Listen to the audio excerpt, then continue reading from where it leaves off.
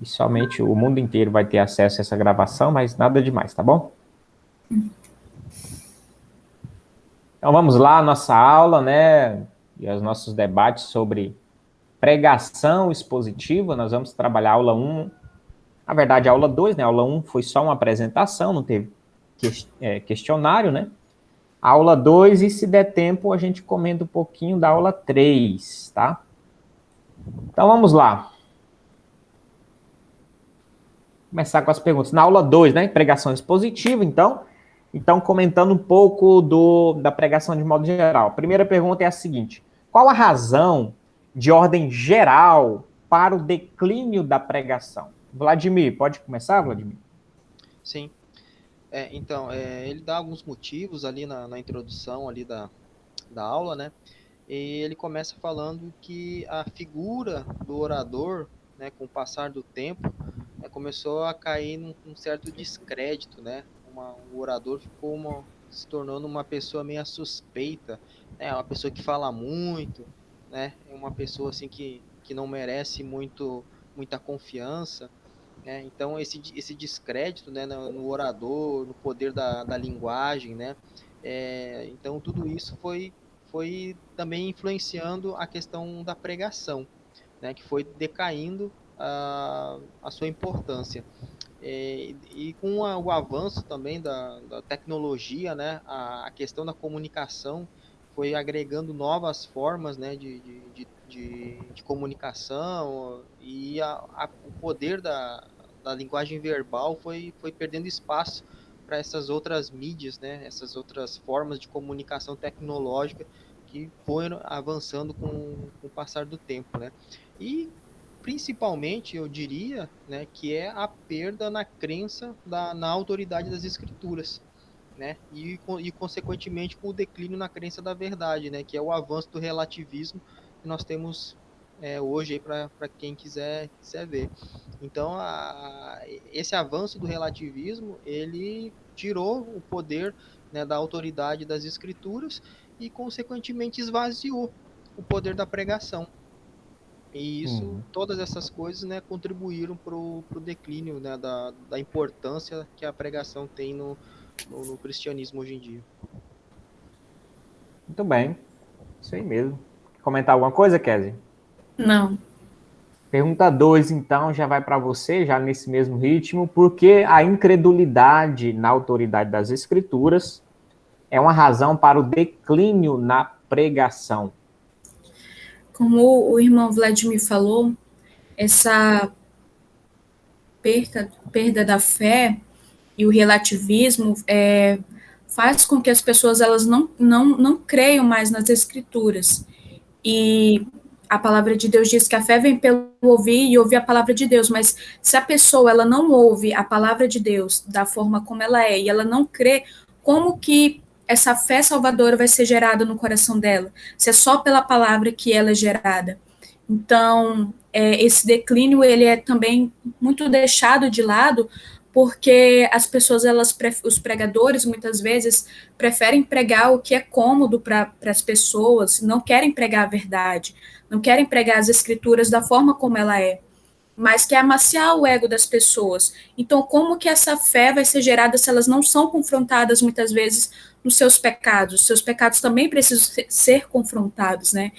Então, se a pessoa ela não ouve a verdade das escrituras da forma como ela não existe fé, a fé não é gerada no coração dessas pessoas. Então, por isso que há esse declínio, o declínio da autoridade das escrituras, né, da fé, na crença nas escrituras.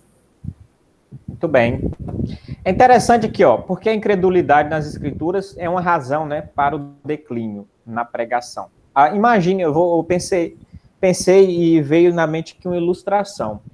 Você ouviria uma pessoa falar sobre tarô ou leitura de cartas de modo místico, aquelas coisas? Se você estivesse zapeando na TV, aparecesse uma pessoa lá, você iria ouvir por meia hora, uma hora que seja, o que ela está falando, os Não. ensinos?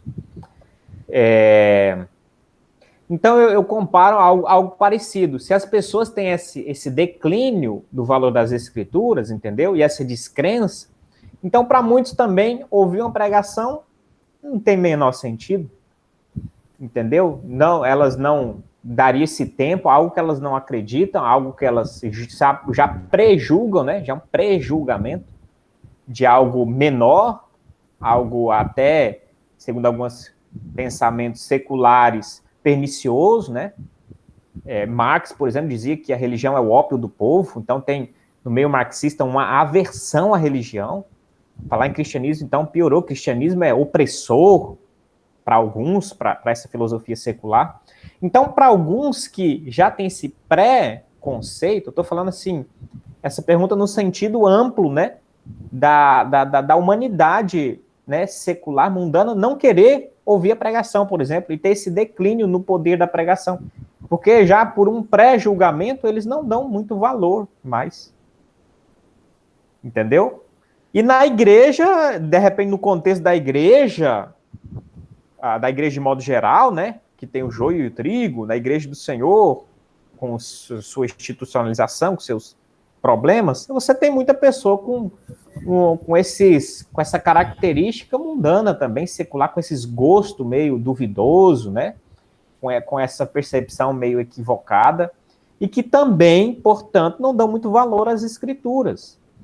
Por conta, às vezes, do subjetivismo, por conta desse nosso período, né, nosso período de relativismo, subjetivismo, uma coisa muito minha, muito interior, é muito eu sentir as coisas. Então, a pessoa vai para a igreja, ela quer sentir muitas coisas, ela quer ver muitos estímulos, ela quer ver muitos apetrechos, e não é agora difícil você encontrar pessoas que, quando chega no momento da pregação, elas falam assim, agora é pregação, agora é hora chata. Né, parece que o louvor, a hora do não sei o quê, do irmão que fala algum testemunho, do irmão a irmã que dança, o outro que faz um teatro, outro que faz uma coreografia, outro que faz uma pantomimaiada doida, tudo é legal, é na hora da pregação, indubitável, né? Invariavelmente as pessoas, agora é hora chata. Eu acho que se fizer uma pesquisa, as pessoas vão falar, a hora mais chata do culto é a hora da pregação, porque isso, é um declínio do prazer, do gosto e da apreciação, da reverência à palavra de Deus. A palavra de Deus tem perdido espaço em alguns cultos, né? Tem perdido espaço por conta de uma série de pirotecnia. Então, é esse reflexo aí. Isso nada mais é do que, né, incredulidade na autoridade das Escrituras. Não é isso? O que vocês acham? Concordo. Vladimir, ping-pong, Vladimir. Só tem você e a Kézia, ping-pong.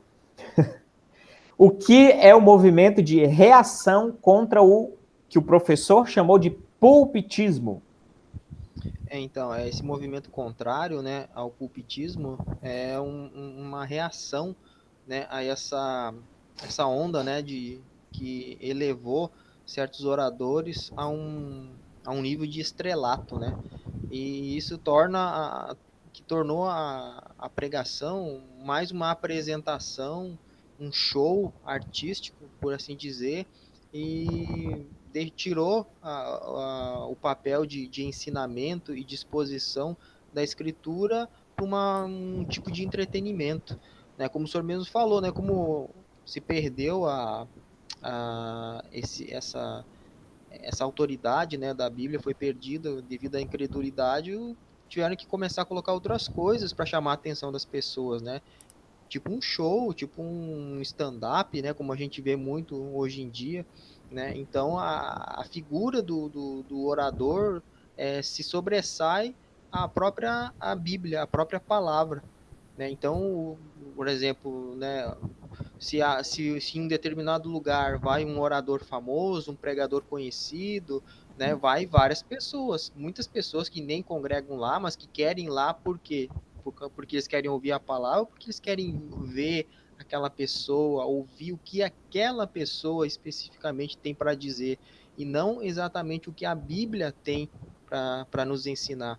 Então, essa reação é exatamente contra esse movimento, que eleva a figura do homem e rebaixa o papel da escritura.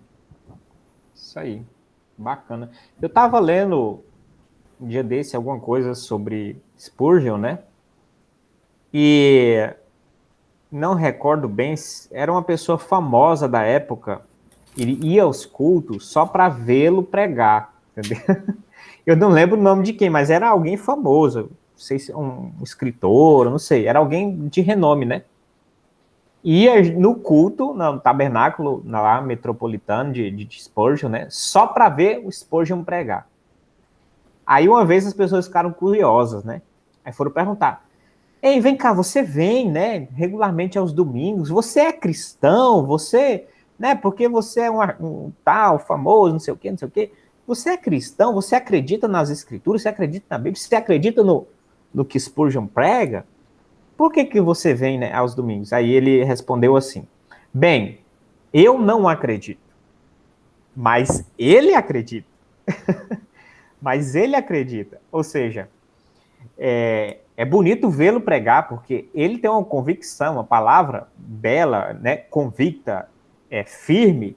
Então, ele acredita. Então, acho isso louvável e eu acho muito preciosa a oratória. Mas desde Spurgeon, né, você vê que já tinha pessoas que iriam também ver só por causa, de repente, de uma oratória, de uma fama, né? Porque Spurgeon na época ficou bastante conhecido e tal. Enfim. Mas esse não é o real motivo de se ir para a igreja, né? A gente vai para e ouvir a palavra de Deus também, né? Não é só porque é bonito, né? Mas é porque glorifica a Deus. Você pode ver muitos servos de Deus foram elogiados por pessoas seculares. Jean-Jacques Rousseau, se eu não me engano, foi ele. Elogiou João Calvino, por exemplo. Jean-Jacques Rousseau foi um ateu, mas falou que Calvino ele era um profundo pensador e um filósofo, para além de simplesmente uma aparência teológica, né? Então, um homem secular, filósofo, reconhecidíssimo também, né? Então, elogiou o trabalho de João Calvino. Martinho Lutero também é elogiado secularmente, né? Por conta de suas contribuições à democracia, né? Ao início ali também que contribuiu na democracia, no direito, na linguagem, na gramática alemã e uma série de outros fatores. Né? Enfim, mas as pessoas devem ouvir, voltando à pregação, né? Ouvir a palavra, a teologia e a pregação para que sejam transformadas, não é isso? Pelo poder de Deus. Como o entretenimento tem atrapalhado a pregação no culto público, Kézia? Porque tem entrado nas igrejas elementos de adoração, secularização na pregação, esquemas que fazem com que pastores elaboram como um movimento de crescimento da igreja. Então, como eu tinha falado anteriormente, a pregação ela passa a não ser bíblica, ela passa a se tornar como um momento ali para amaciar o ego das pessoas, para elas ouvirem o que elas querem e não, de fato, o que as escrituras estão dizendo. Então, todo esse entretenimento, ele até falou que muitas vezes vem os teatros, vem a questão de que o louvor, muitas vezes, ele vai muito além do tempo que deveria ser, deixando ali um tempo mínimo para pregação, sendo que, não, na verdade, não deve ser assim, como o senhor falou. A pregação, hoje, ela é postergada, e quando ela é pregada, ela, muitas vezes, é pregada não para gerar o arrependimento, não para pregar o que, de fato, a palavra diz, mas para que as pessoas elas se sintam felizes, se sintam confortadas, não confrontadas, né, mas confortáveis na sua vida, achando que está tudo bem, está tudo normal, e só ir para a igreja e nada mudar na sua vida. Enfim, esses elementos que são acrescentados, e fora isso também, quando é pregado, não é pregado as escrituras da forma que deve ser pregada. Muito bem, isso mesmo. Comente a frase, Vladimir.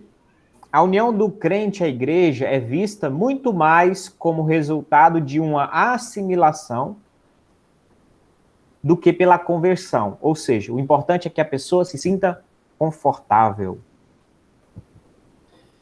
Essa frase aí é o que a gente vê realmente em voga hoje em dia, né, no meio cristão evangélico. Porque a conversão, né, ela é um processo doloroso, né, de transformação, de um novo nascimento. E isso é algo que não acontece, né, de uma forma fácil, não acontece de uma forma simples, né, mas tem todo um processo que demanda para que ocorra a conversão, né, e esse processo, né, essas dificuldades, essas dores, a maioria das pessoas não está disposta a passar. Já na assimilação já é uma coisa mais simples, né? Mais fácil, né? Não há essas dores, não há esses problemas, não há uma ruptura, né? Porque a conversão ela faz com que você rompa com a sua antiga natureza e assuma uma nova natureza, que é a natureza de Cristo, né? Então, a evangelização ela foi trocada pelo proselitismo.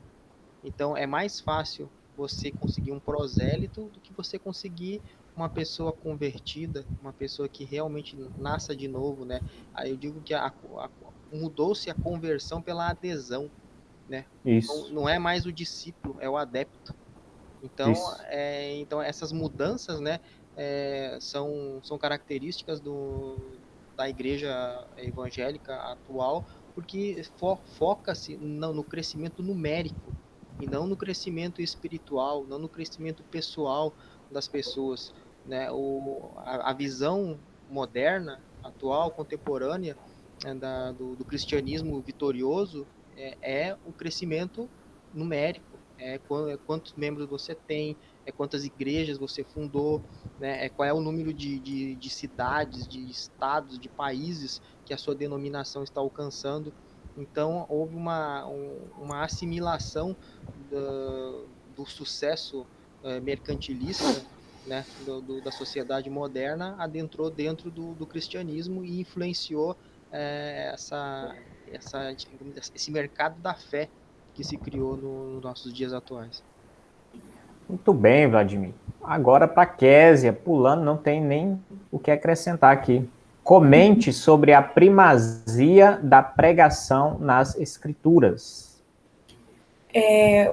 O professor ele fala que de Moisés a João, todos eles pregavam as escrituras, pregavam o arrependimento. Jesus também foi um grande pregador. Jesus foi um pregador, né? Sua vida foi pregar. Então, a palavra de Deus, desde o Velho Testamento até o Novo Testamento, é pregação. E é uma pregação, seja de arrependimento, seja de confessar os seus pecados, seja de consolo, seja de edificação, enfim. Mas essas pessoas, elas de fato pregavam, né? Pregavam o que Deus queria que elas pregassem, elas não falavam de si mesmas, mas elas eram inspiradas pelo Espírito Santo a falar aquilo que de fato deveria ser falado. Então, então a Bíblia toda, do início ao fim, ela mostra que a primazia é a pregação, é a palavra de Deus, é falar o que Deus de fato quer que as pessoas ouçam, e não o que elas querem ouvir. Muito bem, isso mesmo. Vladimir, quais os 6 grandes sermões de Jesus Cristo? Comente cada um deles. Então, o professor nos passou lá, né, mencionou esses 6 grandes sermões de Jesus Cristo. E o primeiro seria o Sermão da Montanha, né, que inclui ali as bem-aventuranças, a oração do Pai Nosso, né, que fundou basicamente os principais pilares, né, da fé cristã. Inclusive, com relação a esse sermão específico, né, há uma frase que ficou muito famosa do Mahatma Gandhi, né, e ele disse que se perdessem todos os livros sacros da humanidade e só se salvasse o Sermão da Montanha, nada estaria perdido. Então, para você ver a importância, né, desse sermão, né, na história da humanidade. Depois ele colocou o sermão missionário, né, que é direcionado mais ali para os 12 discípulos, né, é um sermão mais voltado, né, para os 12 mesmo, ali para aquele pessoal que estava mais próximo dele. E ali Eu ele só usou, comentar, Vladimir, já que está sim, gravando, o Sermão da Montanha, Mateus capítulo 5 até o 7, né? Uhum. 5, 7. Esse sermão você está falando missionário, Mateus capítulo 10, não é isso? certo. Isso, pode Então continuar. esse sermão missionário, então ele fala com os seus discípulos, né, e os orienta, né, a como viajar, né, de cidade em cidade, que eles não deveriam levar nada consigo, que eles deveriam pregar apenas para o povo de Israel, né, e excluir as pessoas que fossem gentias, nesse caso específico, né, ter cuidado, né, com os adversários, com as pessoas que fossem se opor a pregação deles, mas que eles não deveriam ter medo, né?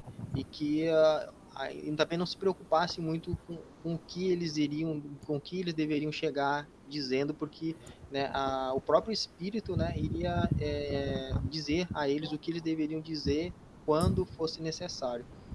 Depois disso tem o sermão das parábolas, né? Aí é aquela parte do evangelho, né, em que Cristo usa, né, de parábolas para dar um significado para o reino de Deus, né? Ele faz muitas comparações, né? Tem muitas partes ali da Bíblia que ele faz uma relação, né, do reino de Deus com algo, né, aqui da própria terra para poder mostrar o significado. E dentro dessas Isso. parábolas tem a parábola. Mateus 13, só comentando, Vladimir. É, Mateus 13, né? Para quem depois quiser certo. olhar. Eu tive a curiosidade, o professor, né, comentou lá. Eu anotei aqui porque eu achei muito interessante, né? Essa divisão bem certinha e é bom a gente, para os outros, né, consultarem depois. Verdade. Também apresenta a parábola do semeador, do joio e do trigo, do grão de mostarda, do fermento, do tesouro escondido, da pérola, da rede. Então são várias parábolas, né, que a gente encontra ali no Evangelho, que são condensados nesse sermão das parábolas. Depois tem o sermão sobre a igreja.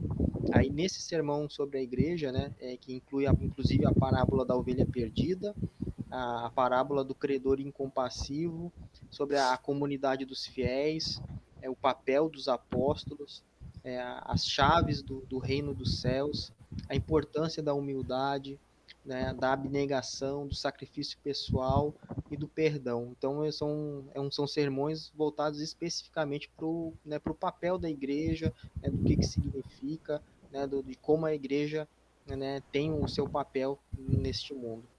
Depois, o quinto sermão Isso, só um seria pouquinho, Mateus 18, né? Mateus 18, certo. isso.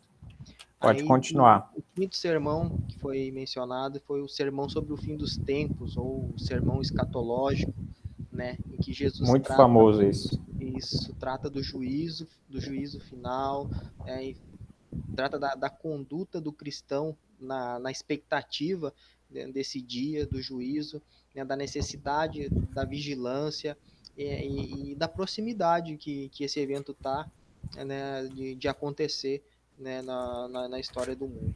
Então ali ele dá, né, a questão dos sinais, né, o que queria ocorrer, né, e o que aconteceria, né, com a pessoa após esse juízo final, e terminando o sermão do cenáculo, que esse aí já é Só um pouquinho, Vladimir. Sermão profético é Mateus 24, não é isso? Mateus 24, isso, muito Isso. E o famoso. sermão do cenáculo que você vai falar é João de 14 a 17. Ok, Capítulo 14 a 17, não é isso? isso. O sermão do cenáculo é aquele sermão, né, que Jesus dá lá na ceia, né, na última ceia, em que ele se reúne com os seus discípulos, né? E ali ele institui, basicamente institui, né, a Santa Ceia para a sua igreja, né? Dizendo, né, que o pão representa o seu corpo e que o vinho representa o seu sangue. E ali ele faz, né, exortações aos seus 12 discípulos, que se tornariam depois os 12 apóstolos, né? Tem também a questão do lava-pés, né? Que Jesus realizou ao lavar os pés dos apóstolos, né? Ali Jesus faz aquela sua afirmação mais categórica, né? De ser igual ao Pai, em que ele reafirma, né? O grande mandamento do amor, né? Ame-se uns aos outros, assim como eu os amei, né? E ele também faz aquela comparação em que ele se compara com a videira verdadeira. Faz a promessa do envio do Consolador, que é o Espírito Santo, e fecha com a oração sacerdotal. Seriam esses os 6 sermões. Muito bem, muito bem. Você vê, né? Uma construção, imagine.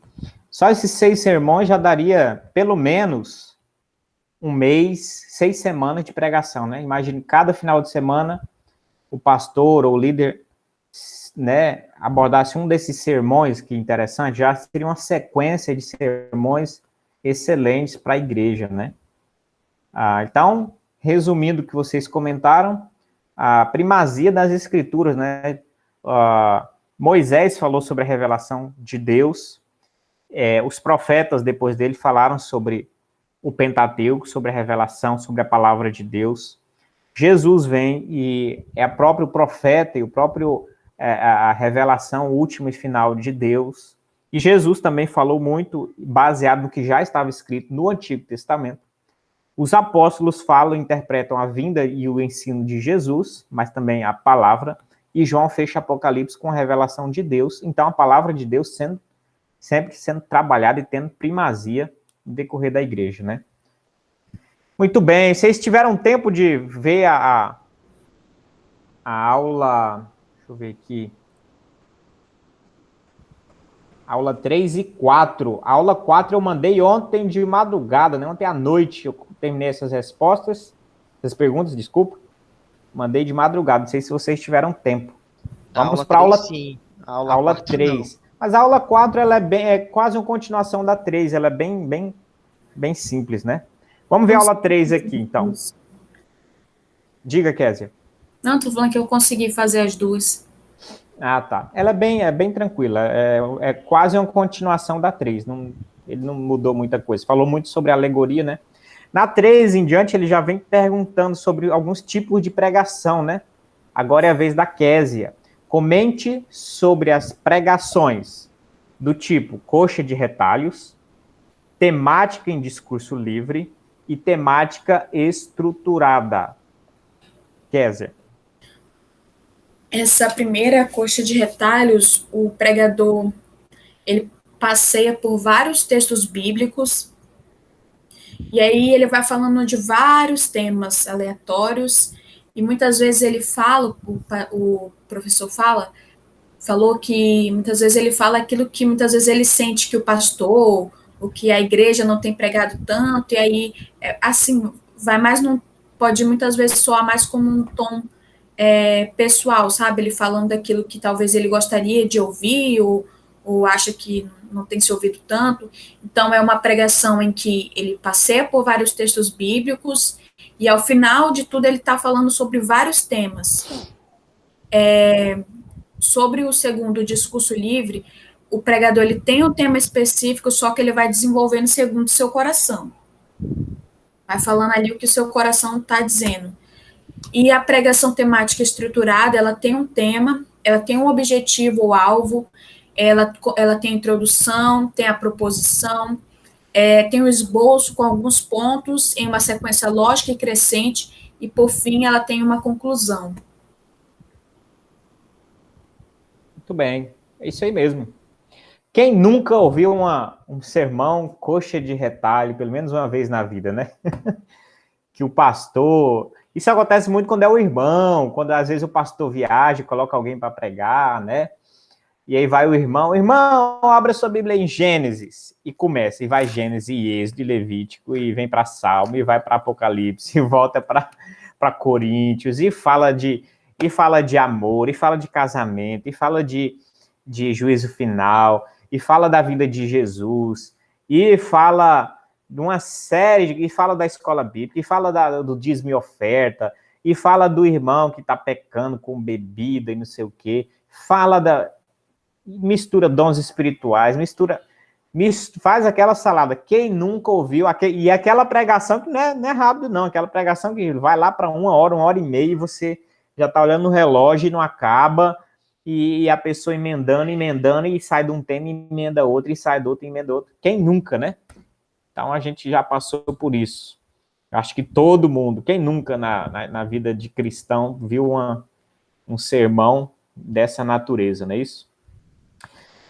Diga-se de passagem, a temática em discurso livre e a temática estruturada é o que mais é utilizado no meio cristão, né? A temática estruturada, ela já é um pastor que já passou por de repente, uma formação, um curso acadêmico, em que a pregação expositiva não era... Quando eu fiz seminário, por exemplo, quando eu fiz a graduação, quando eu fiz teologia, normalmente nos apresentado os 3 tipos de pregação, e elas não têm muito destaque uma em relação à outra. São 3 opções, como que fosse um leque de opções igualmente boas para a igreja. Então, tem a pregação textual, a pregação temática e a pregação expositiva. Então, quando eu aprendi, eu não consegui perceber, é claro que foi comentado a superioridade, porque a expositiva se baseia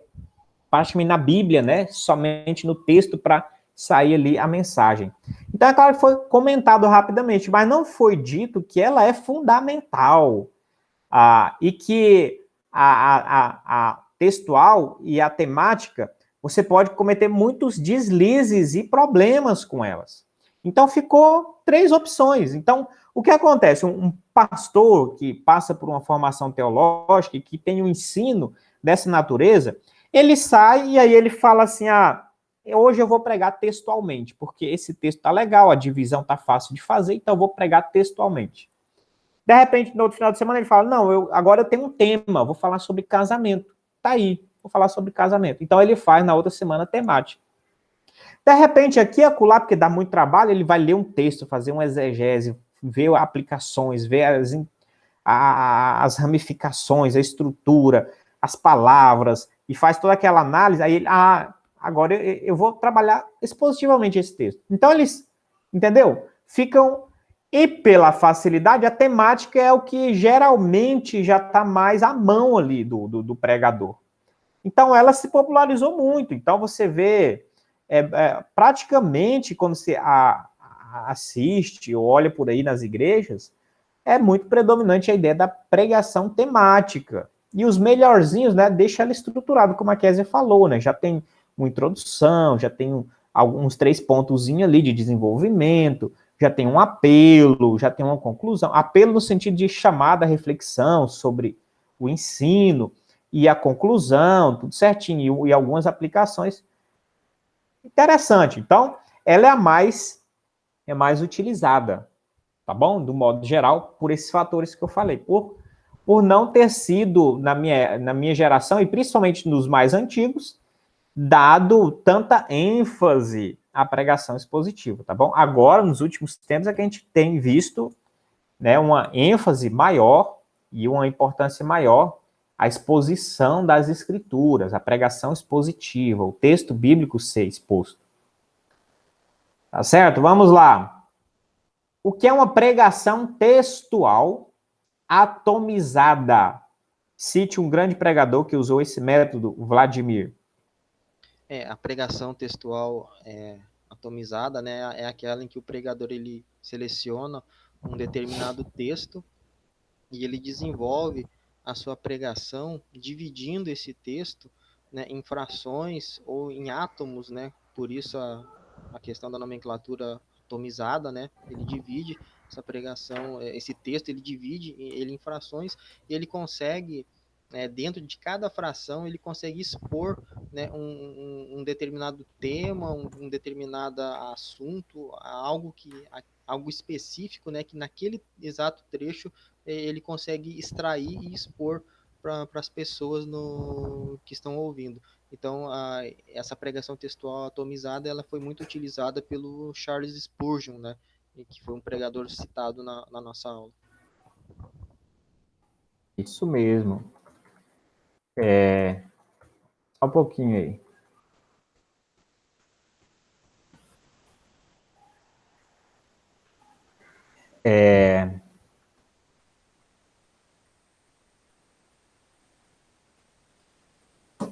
Estou buscando aqui na internet uma coisa bem interessante sobre Spurgeon.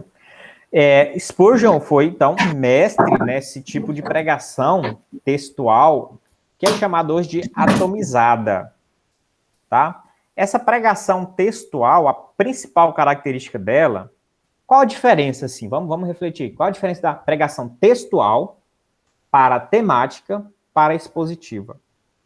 A pregação textual, ela é dita assim porque a divisão dela e os tópicos dela é ditado pelo próprio texto. Então, eu me lembro quando eu tive a minha primeira oportunidade de pregar, eu era seminarista ainda, fui chamado para uma congregação, e me deram a oportunidade de pregar. A minha pregação foi textual. Por quê? Porque eu tive facilidade de pegar um texto e olhar e perceber que o texto tinha divisões naturais, e meu trabalho se resumiria a comentar cada uma delas. Né? Então, eu abri lá em Atos 2, 42. E como viviam os convertidos, né? E perseveravam na doutrina dos apóstolos, na comunhão, no partir do pão e nas orações. Olha que legal. Um versículo. Aí eu precisei falar como era a vida da igreja primitiva e como era a vida dos irmãos. Eles perseveravam na doutrina dos apóstolos, primeiro ponto. Na comunhão, segundo ponto. Então, falei sobre a comunhão, segundo ponto. Terceiro ponto, partir do pão, a ceia, as ordenanças, né, do Senhor. E nas orações, quarto ponto. Pronto, fechou a mensagem, 4 pontos. Certo? Então, o texto você tem a divisão do sermão já no texto. Então, isso é chamado textual. Esse textual atomizado é porque, às vezes, eu peguei aqui um versículo, às vezes Spurgeon, a maioria dos sermãos dele é um versículo, e às vezes versículos diminutos. Então, às vezes, de um versículo diminuto, ele consegue extrair uma pregação de 16 páginas, né? As pregações de Spurgeon foram todas digitadas, escritas, né? Hoje você tem acesso. 16, 20, 30 páginas, um sermão. Ele pregava mais de 1 hora.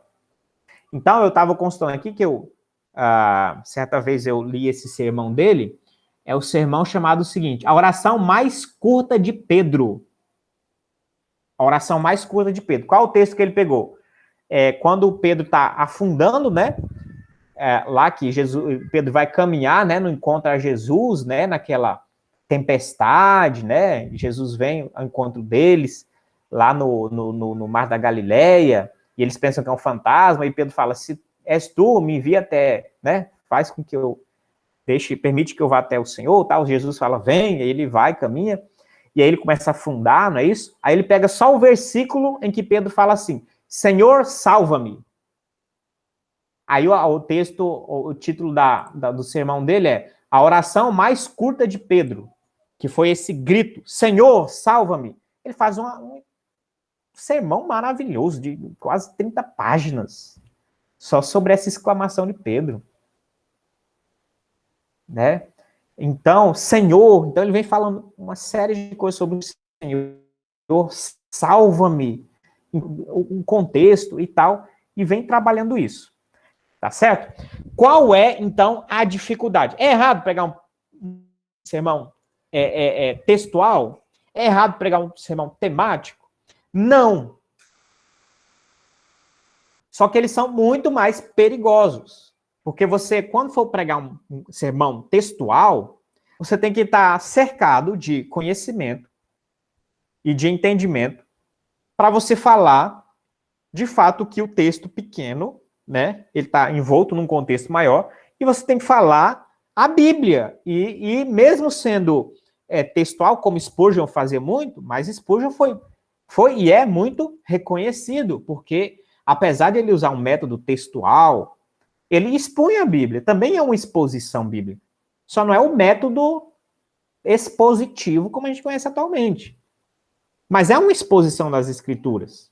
Então, o problema não está só no nome do método, o problema está no perigo, né? Então, é válido enfatizar o sermão expositivo, porque desde o começo você já vai com a preocupação de expor as escrituras. No sermão temático e textual, você pode também expor as escrituras, mas eles dão brecha muito maior para que você fale bobeira e fale coisa que o texto não está dizendo. Vocês lembram o exemplo que o pastor deu lá, de um sermão temático? O sermão temático, se eu não me engano, era coisa de comunhão, ajudar um ao outro, né? Aí o pregador pegou aquele texto, um ao outro ajudou e disse, esforça-te. Aí veio o primeiro ponto, a importância da comunhão, o segundo ponto, a importância da ajuda mútua entre os irmãos, terceiro ponto, e fez uma série de pontos e toda a estrutura do tema num texto cuja exegese já estava problemática, já estava complicada, porque é um texto idólatra, um texto no contexto de idolatria, de pessoas forjando ídolos, e um ajudando o outro, então, né? Um a outro ajudou e disse, esforça-te para construir ídolos. O contexto, então, descaracteriza e desaprova o uso desse texto para alguma coisa de boa, porque o texto não está falando isso. Então, esse é o problema com pregações temáticas. A pessoa pega um tema e aí vai jogando, pega um texto bíblico, a temática é muito disso, né? Porque ela pega um tema e aí vem pegando vários textos bíblicos para tentar ir montando esse temático. E às vezes pega um texto e encaixa com outro que não tem nada a ver, e encaixa com outro que não tem nada a ver. E aí fica forçando a Bíblia não está falando isso, e fica forçando a Bíblia a tentar dizer alguma coisa que o texto não está dizendo. Esse é o problema dessas pregações temáticas e das pregações textuais. O perigo, melhor dizendo, né, muito praticado, é que aí você não expõe a Bíblia, você expõe o tema. Aí fica complicado. Certo? Mas a resposta do Vladimir está correta também. Pregação textual. Sim, eu falei, né, qual a diferença? Pregação textual. O texto faz em si mesmo as divisões. E você vai trabalhar o quê? Em comentar essas divisões, fazer a introdução, uma conclusão e aplicação. E você recheia isso aí. Então, virou uma pregação textual. Certo? Temática, discurso livre. Você pega um tema e aí você vai comentando com aquilo que você conseguiu pensar, idealizar. Entra muito aqui criatividade, muitas ideias. Então, difícil. E a temática um pouquinho mais estruturada, né? Temática estruturada. Você já tem ali um pouco mais de coerência, você pega textos bíblicos tentando montar uma sequência lógica, né? Por exemplo, salvação. O que é salvação? Você pega um texto falando sobre salvação. Por que precisamos de salvação? O que acontece com quem não é salvo? Você vai colocando tópicos com perguntas ou pensamentos ou considerações que você inventa, você cria, para ir desenvolvendo o seu tema, né? Quais as consequências da salvação? Por exemplo, uma pregação que eu fiz também, temática, sobre o novo nascimento. Então, eu falei, o que o novo nascimento não é? O que é o novo nascimento? Quais as consequências do novo nascimento? E aí pega texto bíblico e enche aqui cada um desses vãos, né? Cada um desses tópicos e enche de conteúdo. O problema é que às vezes você está falando de salvação e pega um texto, um a outro ajudou e disse, esforça-te. Às vezes você está falando de salvação e você pega um texto lá que não tem nada a ver. Tá certo?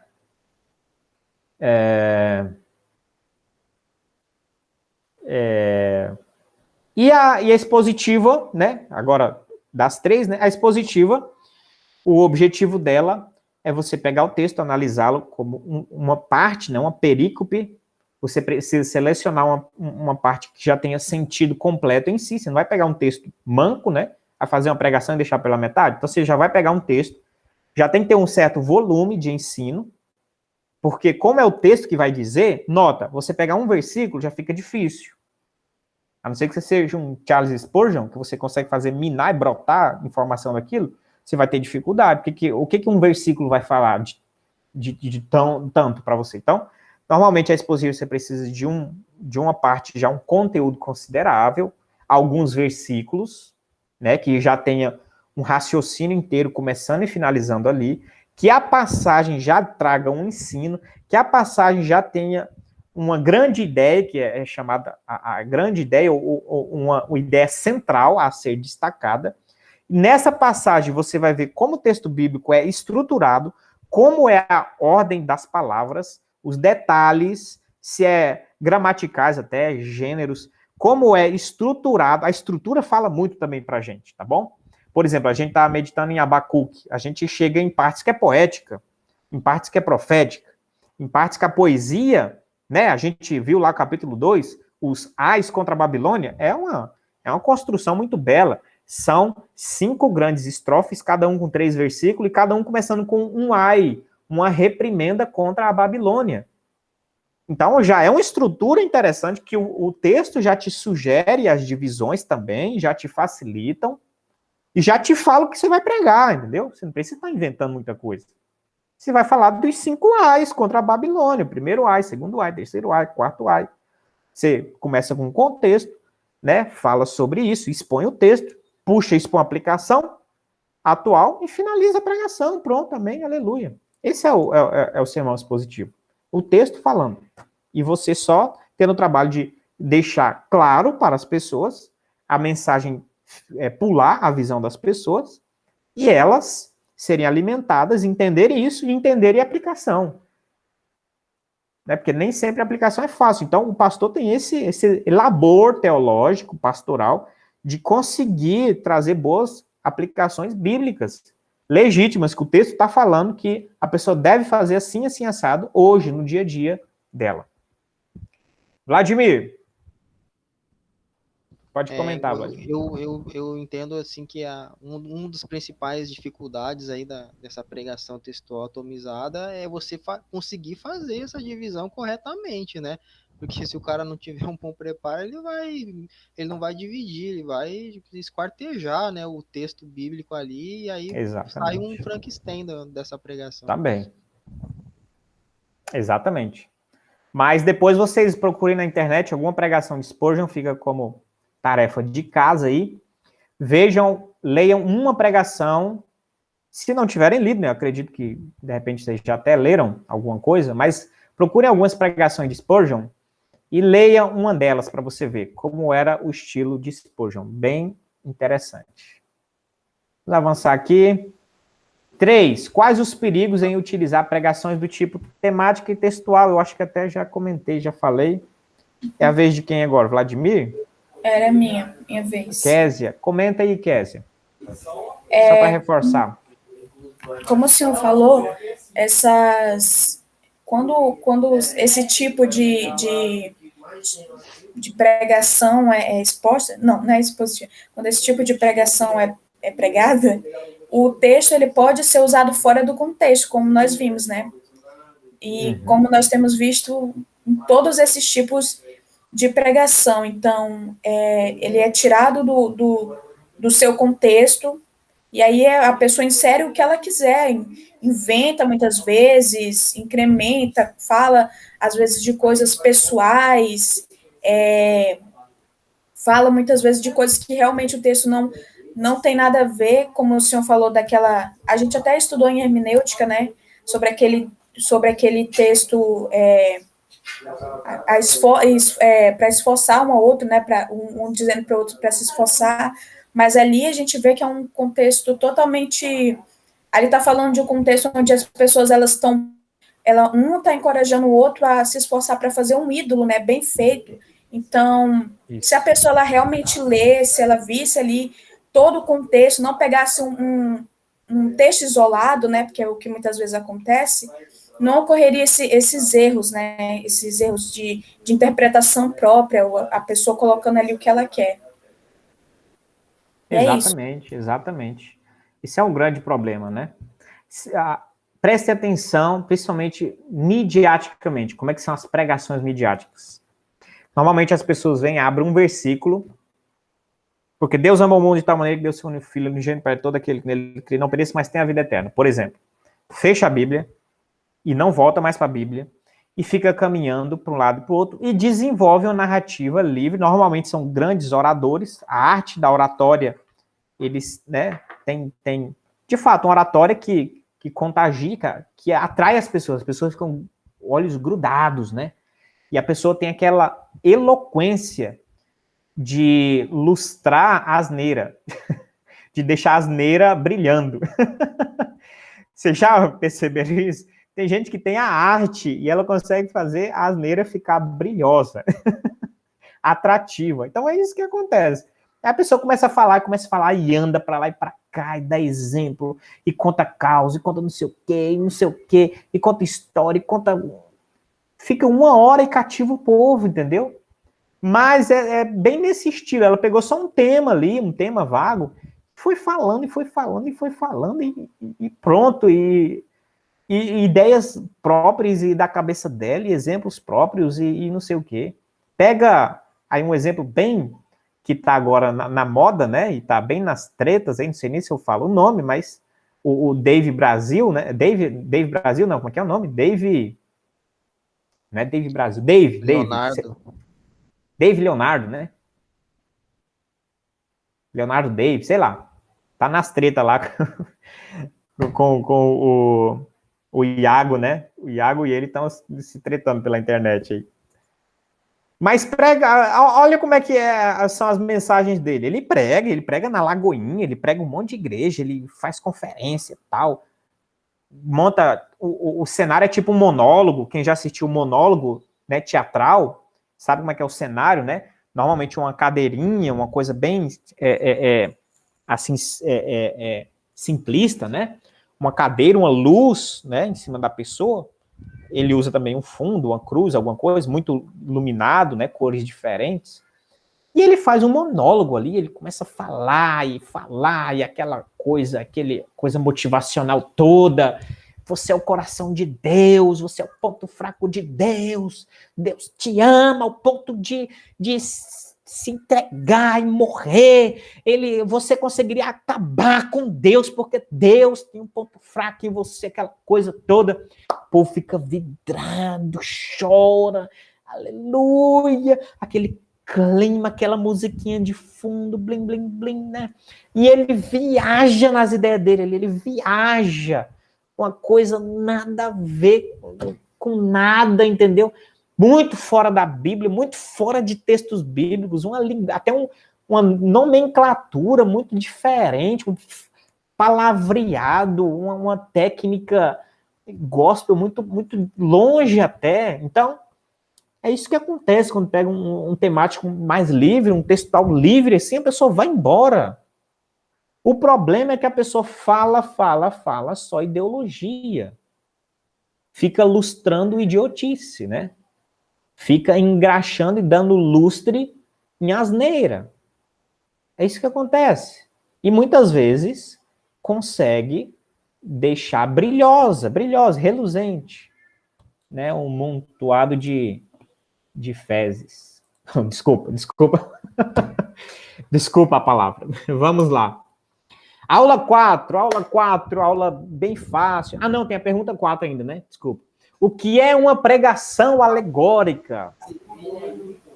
Agora quem é? O Vladimir, né? A pregação alegórica, né? Para mim, essa aí, de todas, é a mais perigosa que tem. A mais problemática, a meu ver, né? Por quê? Porque ela é uma pregação que, como o próprio nome diz, né, ela se utiliza de alegorias.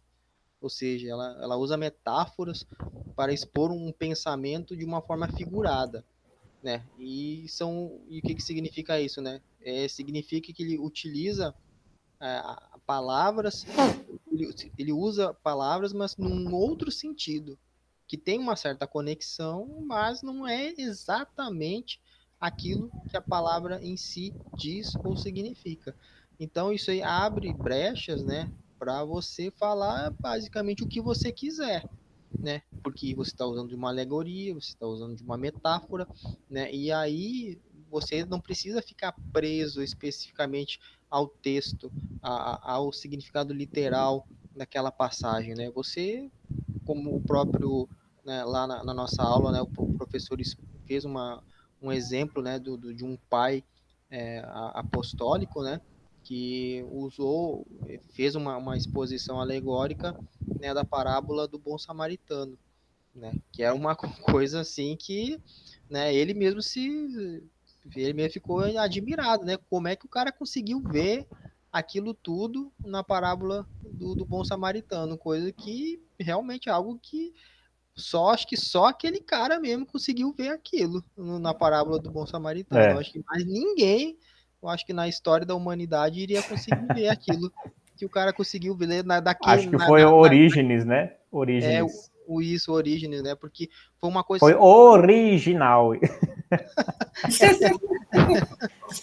Exatamente, acho que ele fez jus, quis fazer jus ao nome dele, né?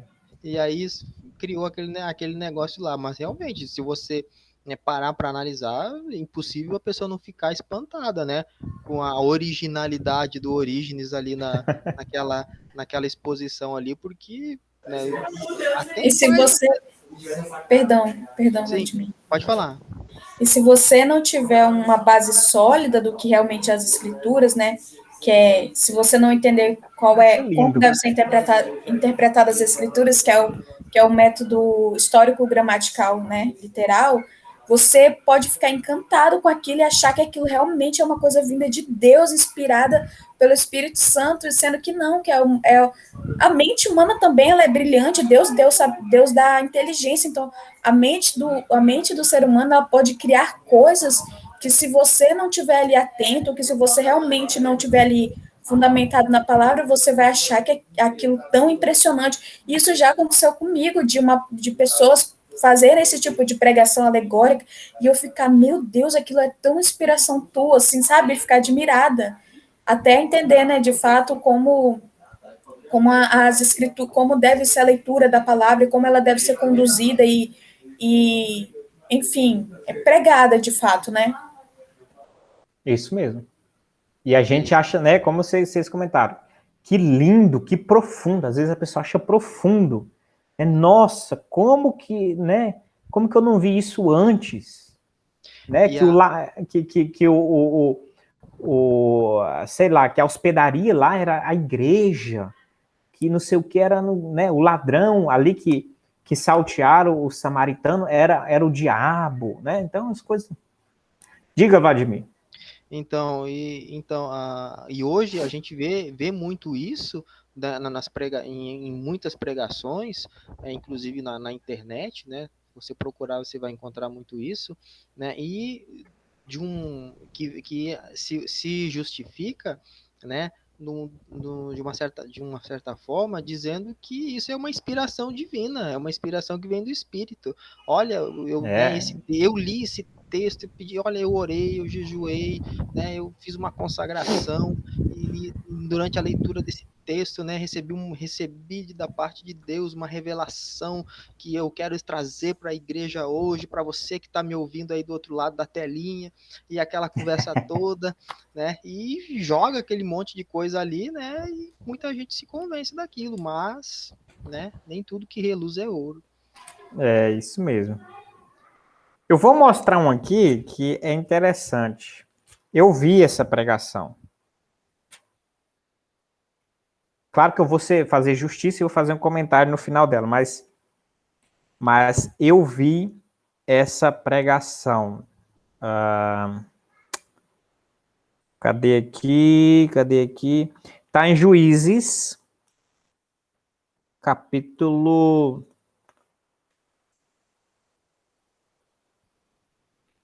gente, só falta eu não... Juízes, capítulo 7. É a história de Gideão e como ele vence os seus inimigos. Deixa eu ver aqui. Ouvi o relato, tá, olhem para mim.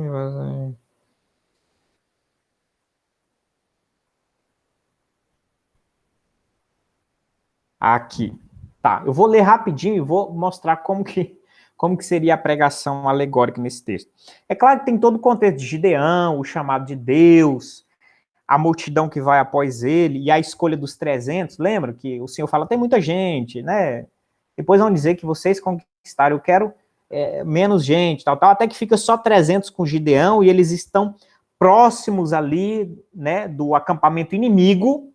Ele e 300 apenas vão fazer guerrear, não é isso? Então, aí, Juízes 7, versículo 16 em diante. Então, repartiu os 300 homens em 3 companhias e entregou a cada homem uma trombeta, um cântaro vazio e uma tocha dentro dele. Não é isso? Cada homem recebeu uma trombeta, um cântaro vazio e uma tocha dentro dele. E disse-lhes, olhem para mim e façam como eu fizer. Quando eu chegar às imediações do arraial, inimigo no caso, né? Assim como eu fizer, vocês façam também. Quando eu tocar a trombeta e todos os que comigo estiverem, então vocês também tocarão a sua trombeta. Ele foi, né? 3 grupos de 100, ele pegou um grupo de 100 e foi, e os outros grupos, 2 grupos de 100, teriam que repetir. Eles se dividiram de 100 em 100 para dar ideia de mais volume de pessoas, né? Então, quando eu trocar a trombeta e todos que comigo estiverem, então vocês também tocarão a sua trombeta ao redor de todo o arraial do inimigo, né? Eles fizeram um cerco ao redor do arraial do inimigo. E dirão, pelo Senhor e por Gideão. Gideão e os 100 homens que estavam com ele chegaram às imediações do arraial, por volta da meia-noite, pouco tempo após a troca das guardas, tocaram as trombetas e quebraram os cântaros que tinham nas mãos. Assim, as 3 companhias tocaram as trombetas e despedaçaram os cântaros. Seguraram a tocha na sua mão esquerda e a trombeta na mão direita e gritavam, uma espada pelo Senhor e por Gideão. E cada um permaneceu no seu lugar ao redor do arraial. Todo o exército dos midianitas começou a correr, a gritar e a fugir. Ao soar das 300 trombetas, o Senhor tornou a espada de cada um contra o outro. E isso em todo o arraial, que fugiu na direção de Zererá até Bet-Sita, até a divisa de Abel-Meolá, perto de Tabate. Então os homens de Israel, de Naftali, de Azer e de todo o Manassés foram convocados e perseguiram os midianitas, e assim sucessivamente, e depois os homens de Israel derrotam esse exército que começou a se matar, e depois ficou barateado e começou a fugir. Vitória de Gideão e dos 300. Meus irmãos, nessa noite Deus nos fala algo sobre como devemos batalhar as nossas batalhas contra os inimigos. Basicamente, ele está nos revelando que nós precisamos de 3 grandes armas para esse confronto. A trombeta. Trombeta é a palavra de Deus na nossa boca, no nosso coração. Nós devemos, como trombetas, sermos voz de Deus nos nossos confrontos contra os inimigos. O Senhor deve falar por nossa boca. Nossa boca deve ecoar a glória de Deus, a vontade e a verdade de Deus com poder e glória. E os nossos inimigos começarão a tremer diante disso. Ah, meus irmãos, mas para que a palavra de Deus ecoe em nossas bocas, nós precisamos ter uma vida vazia, quebrantada, humilde, de barro, como esse cântaro. Esse cântaro é a nossa vida frágil, um vaso quebrantado, que precisa ser quebrado, como esse vaso foi quebrado aqui, para que a glória de Deus venha sobressair. Se você não é quebrantado ainda, essa noite o texto, a palavra, o Senhor está te falando, seja como esse cântaro quebrado. Esse cântaro quebrado é você que tem que ser despedaçado. E por fim, meus irmãos, isso depois de falar, né, horas e horas. Por fim, meus irmãos, nós não podemos viver sem o fogo do Espírito. Essa tocha, o fogo do Espírito tem que estar em nossa vida. Nós não somos nada sem o Espírito de Deus. Nós precisamos que o fogo do Espírito seja a nossa bandeira flamejante. O inimigo tem que ver em nós o fogo do Espírito, o ardor de Deus. Tem que queimar em nossa vida, nos transformar. E assim nós seremos abençoadores e venceremos os nossos inimigos com as armas de Deus em nossa vida. E aí, o congresso, o povo, aleluia, amém. Mas... pastor, eu confesso que o senhor pregou assim, né? Quando o senhor não era reformado. Já preguei. Do jeito que o senhor falou. Já preguei, o povo chorava, o povo dava glória a Deus, que bênção, que maravilha. No fundo, tem uma mensagem de Deus. É claro que você precisa do Espírito Santo. O problema é que esse texto não está falando isso. E aí você está induzindo um texto a falar o que ele não deve. E esse não é nem um ponto tão ruim, né? Porque você está falando coisas de fato. Você precisa da palavra de Deus, beleza. Você precisa ser um vaso quebrantado, beleza. Mas o texto não está falando isso. E o problema é pior quando aí as pessoas inventam o que você tem que fazer, que aí nem mesmo bíblico é. Entendeu? Aí torna-se pior ainda.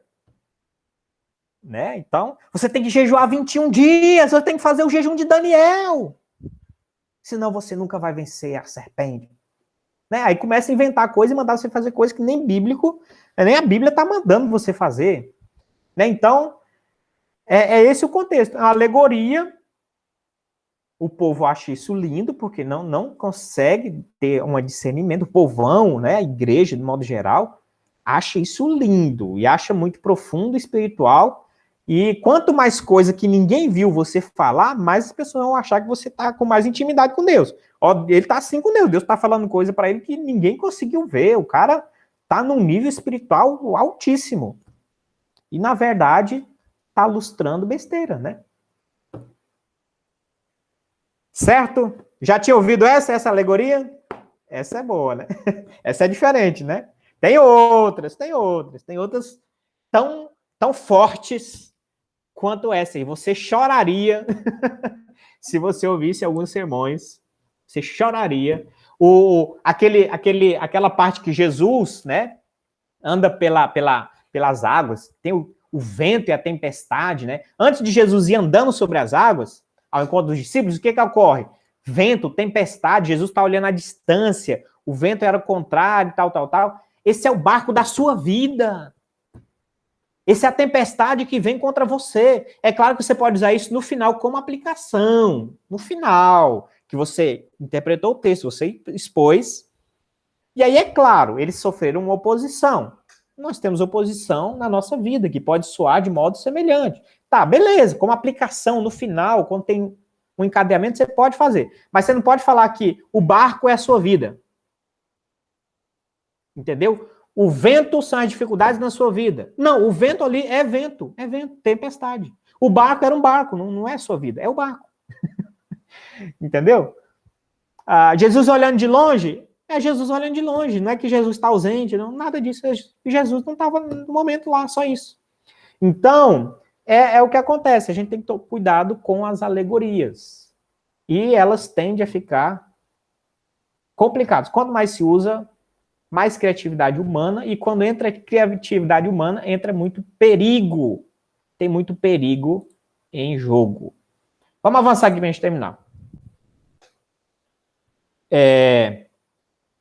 Aula 4. Dê algum exemplo de pregação alegórica. Falei duas aqui, né? Vocês conseguem lembrar mais alguma? Já foi falado, o Vladimir falou uma da aula, né? Lá que Orígenes fez a interpretação do bom samaritano. Eu acho que fechou, né?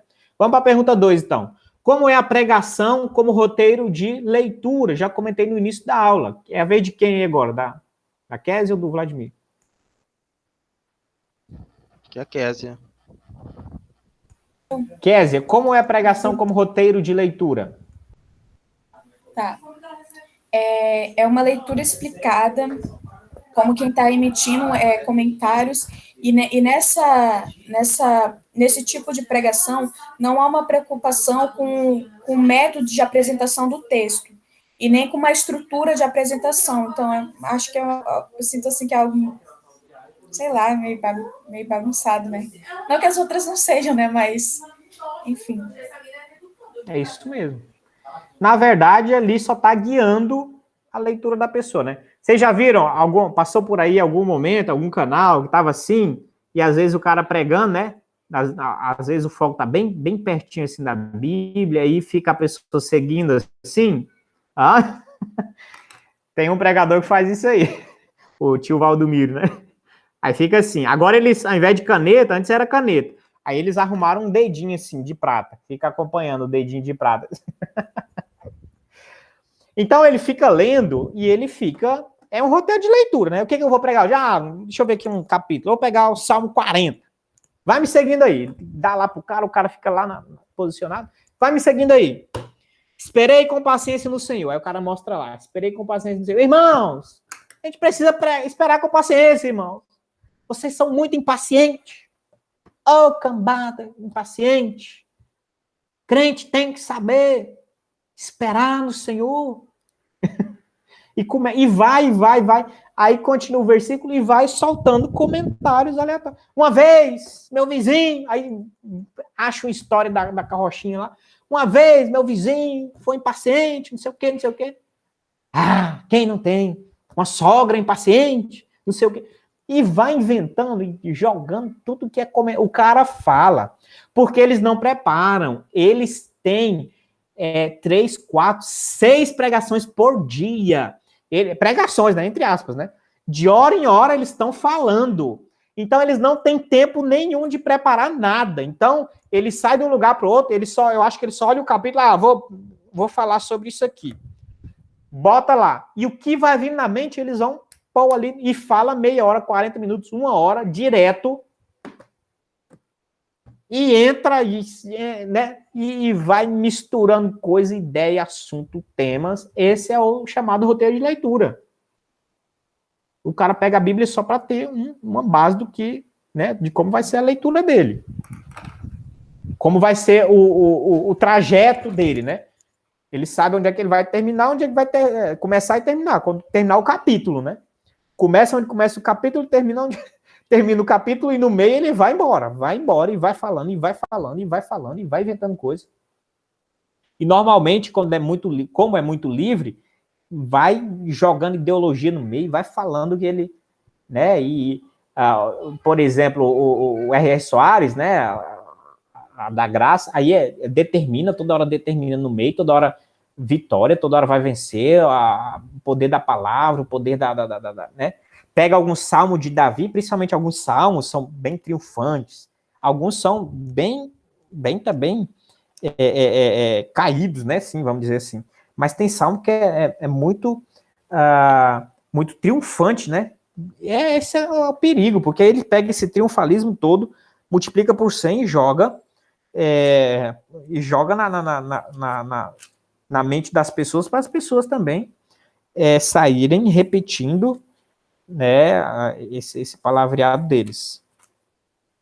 Né, como eu falei, o Salmo 23 é muito deturpado, o Senhor é meu pastor e nada me faltará. Pronto, aí já dá margem o cara jogar a ideologia dele todinha da teologia da prosperidade, todinha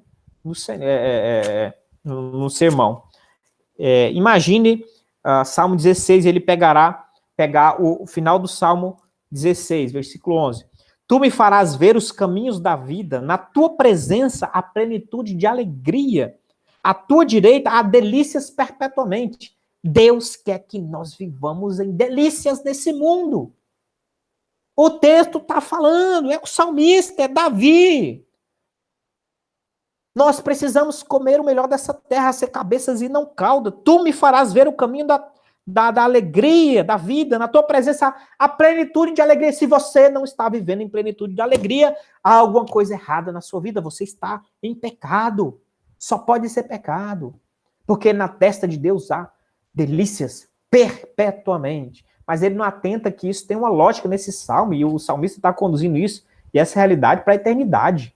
Já desmorona tudo numa simples leitura e num entendimento exegético do progresso desse salmo. Ele já aponta esse salmo para uma eternidade, para essa concretização. A destra de Deus está falando da eternidade, a delícias perpetuamente. Aí isso ninguém nega. Mas ele pega e já aplica e já joga aqui como nossa realidade hoje, aqui, agora. Então vamos comentando livremente, isso é um perigo terrível. 3, Vladimir, comente. A homilética é serva da... Aliás, não é comente, é complete, né? A homilética é serva da... A homilética ela é a serva da hermenêutica, né? Por Da quê? hermenêutica. Porque o que você vai falar tem que depender, né, de uma interpretação correta à luz da hermenêutica, né? E o que a gente vê hoje é o inverso, né? A hermenêutica se tornou serva da homilética. Então, o que eu disser é o que vale, né? Agora, se está certo, se bate ou se não bate com o que está realmente ali escrito no texto bíblico, não faz muita diferença, né? Porque o importante é como você está falando aquilo, é como você está expondo aquilo, né? Agora, o conteúdo em si, né? Não é o que chama a atenção, mas é a forma, né? A forma sobressai o conteúdo, né? Então, Isso mesmo. é isso que acontece hoje, mas na verdade, né? O certo, o correto é a homilética depender da hermenêutica. É isso mesmo. Kézia, para finalizar, qual o método adequado para se interpretar o texto bíblico? O método histórico, gramatical e literário, que ele consiste em buscar objetivamente o que o autor daquele texto quis dizer, né? Sem buscando lá no original, muitas vezes buscando no original, para não, porque muitas vezes quando dependendo da tradução da Bíblia, né, você pode haver um pequeno equívoco, né? Então, principalmente quando você busca no original, você vê o que realmente o autor quis dizer, né? Não você coloca a sua própria interpretação naquele texto, né? Então, esse é o histórico. A gente até estudou isso em hermenêutica também, né? Isso. Histórico, gramatical e literário. Isso, muito bem. Então a gente finaliza assim, pessoal. Vou interromper a gravação, tá bom? Parando aqui.